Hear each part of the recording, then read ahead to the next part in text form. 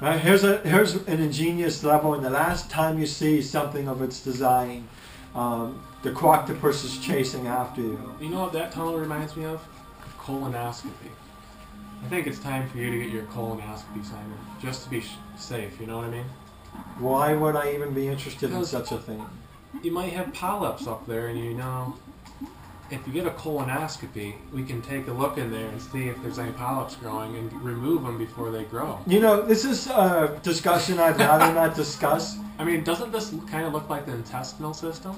Look at these tunnels. I'd rather not discuss this. Could you please stop the conversation? But, I mean, look, it looks like the small intestine, which has the ileum, the jejunum, the cecum. Do I have to turn the volume up to get you to stop? I'm sorry. It just reminds me of it. You can't deny it. These tunnels... I guess I really have to turn the volume up. Okay. You win. I win, huh? Very easy to manipulate you there. You know, but kidding aside, you know, this stage is just brilliantly done. And as you get further into it, you can see that the croctopuses come in more frequency, one right after the other. Props to the makers of this game once again. You can see the seabed in the background. Do you see it? Yeah. Definitely. The music is just brilliant. I wish they made it a little bit more challenging with the chasing. It just doesn't seem as challenging as it could be.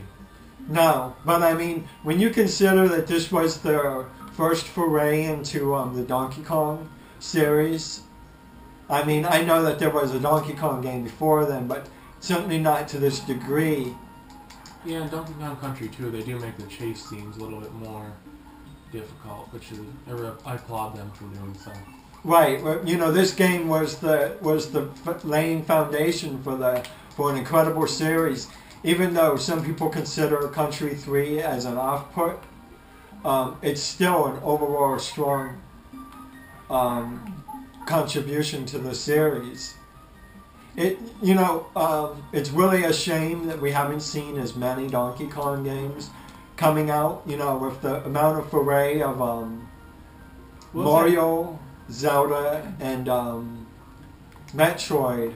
We just don't see the same foray of Donkey Kong. Actually, they released one kind of recently for Wii. What was it called again? Donkey Kong Country Returns.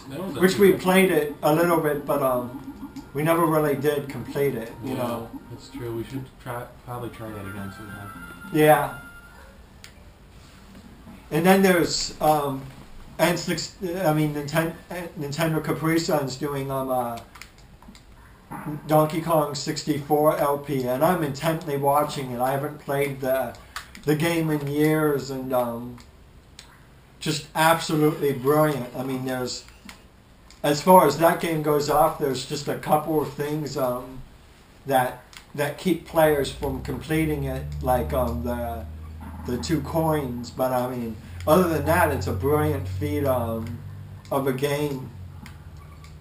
Certainly, in my opinion, a good game is a game you can constantly talk about and remember fondly. When you play a game and you don't remember it for years to come, or don't talk about it as often, you know, obviously it didn't have the same impact. I agree. Well, and there's another stage done. Here's a stage I can remember just... Absolutely things can go wrong in a matter of seconds because you're relying on just precision jumping. This stage can either, in my opinion at least, I've noticed, can either be a vein or... the thing that really bothered me about this level is that it's a treetop village out in the middle of the ice world. I mean, I never heard of anything like that. I can't imagine people living up in the trees out in the snow world. Well, the trees are at least believable. Because, you know, trees obviously are on mountains. But I guess people could adapt to living up into into the mountains. I mean, could you imagine the Ewoks living out in Hoth, maybe? Up in some trees like this? I think they'd freeze their butts off. You think Whoa, that was a little close. Mess up, redo, redo. Well, I gotta be a little careful. We're at the... Oh, I didn't want to go in there. Oh well. Mess it up. Yes, quick. there we go. Mess up. Have you ever tried to mess up, but you actually won it? It's happened once, actually. That's funny. Here's the big jump of the stage, and I did it without a mess up. You know, it's funny, this upcoming boss, I always ended up overcomplicating him. But if you actually think about this boss in the most basic sense, it isn't that... Wow. Oh, jeez. I can still win this. I don't think you've died this whole world. It would be a big shame if you died here, man. Yes, it would be. A really, really big, big, big shame. Big shame. Oh, there it is. There was the curse, the big curse of it. Well, I really messed this boss fight up, but when you really think about it, once you understand his jumping pattern, you can actually make him extremely easy.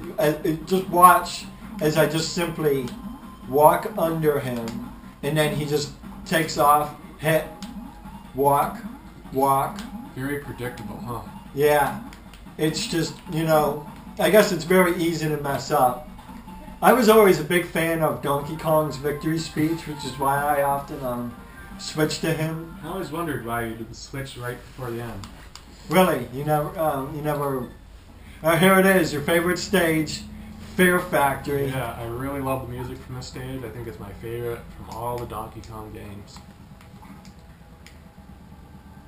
There's a part of it where I believe the lyrics go for the song, prepare to die, prepare to die. Are those your personal lyrics? Yeah, personal lyrics. Oh, I see.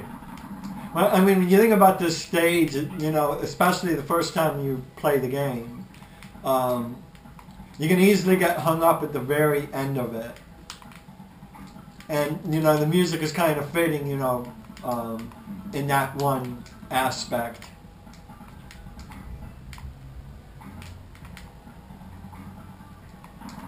You know, this music kind of reminds me of Huey Lewis and the News.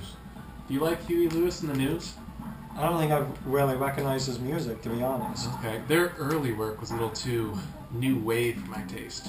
But when Sports came out in '83, I think they really came into their own, commercially and artistically. The whole album has a clear, crisp sound, and a new sheen of consummate professionalism that really gives the songs a big boost. In '87, Huey released this, for his most accomplished album. I think his undisputed masterpiece is Hip to Be Square. A song so catchy, most people probably don't listen to the lyrics. But they should, because it's not just about the pleasure of conformity and importance of trends, it's also a personal statement about the band itself. Oh, that went bad. That went bad. Jeez. And what was that crack? It's the stool I'm sitting on once again. I gotta be careful. You know, maybe it'd be a good idea if you don't sit in the stool. Maybe it'd be a good idea if you could actually beat the levels. You were doing so good in the snow world, I thought you were really going to make a rebound. I made a mistake and I got distracted. Because I was trying to go after Ramby and I just walked right into... You thought Ramby was down there? Yeah. Oh, jeez. That's pretty horrible, isn't it? Yeah. Oh, jeez. Kind of hung up in the air there extra seconds to avoid the fire there. Yeah. Well, I mean, this stage is pretty much utmost timing. There really isn't any stage that follows this example. And it only shows up once, and it's very easy to make a mistake. I mean, think about it. Is there any other stage in the game you can think of that has you jumping over oil? I guess not. I remember you told me about this part at the end here. where you thought you had to have 2 Kongs. And Rambi. And Rambi just to get past this part. Yep, I didn't, for the longest time, I didn't know about the fire oral pattern. And once you get it, it's actually very simple if you just take your time and patiently wait. So you were basically sacrificing Rambi or Diddy and Donkey to just get through the part like that. Yep, that was basically it.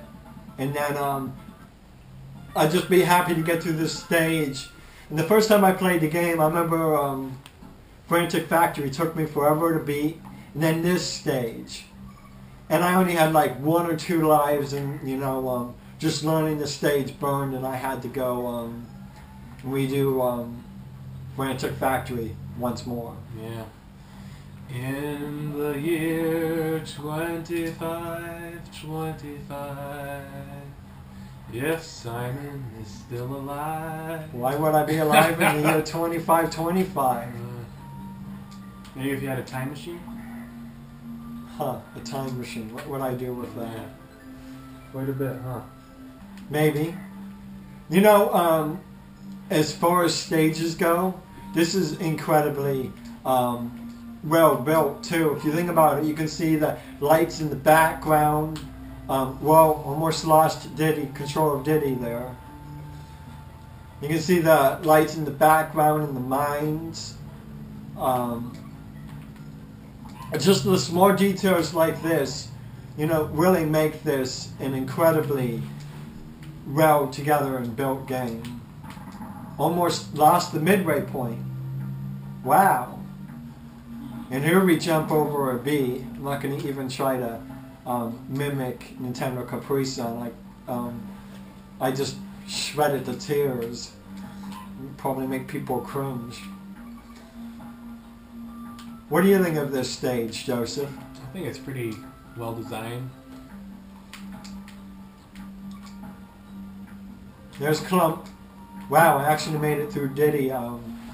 Usually I reflexively jump on that part, and if with Diddy, I jump to my, I plunge to my death. Did you notice that baddie back there? How he just kind of hung up? Yeah. What was Is that that? glitch or something, or is it just the way that the game was designed? I don't know. That's weird. Oh man, if only I had the O, right? Yep.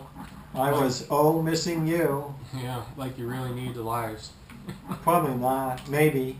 If I keep messing up, I certainly won't need it, because as everyone can see, we have not yet once saved.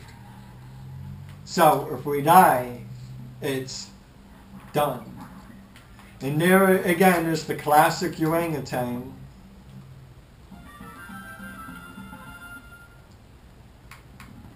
I've always wondered what those circles are between each stage. It must be some kind of cave tunnel. I don't know. It looks more like donuts to me. Have you never thought about that? Not really. Really? Are you a big donut fan? No, not really. It just looked like donuts.